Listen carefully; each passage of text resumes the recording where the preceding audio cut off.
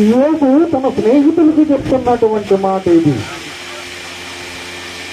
కానీ ఆ నక్షత్రమును చేసినప్పుడు మనకు అందుబాటులో ఉన్నాడు.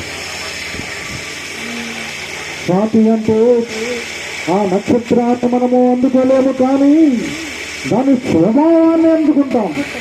ఇది నక్షత్రమును చూస్తూ ఉన్నప్పుడు ఎంతో అందంగా కనబడుతూ ఉంది.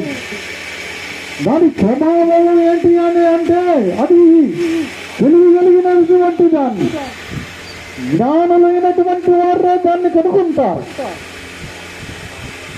మేధావితనము కలిగినటువంటి దానిని చూసుకొచ్చి దక్షిణ దిక్కున పెట్టాడు మనకి అంటే కుడి చేతికి దగ్గరగా పెట్టాడు అని అంటే దక్షిణ నక్షత్రాలుగా చేశాడు అని ఉంది అక్కడ. అంటే ఏంటి? ఇప్పుడు తల్లి ఉంది, అన్నం పెడుతూ ఉన్నప్పుడు బిడ్డకి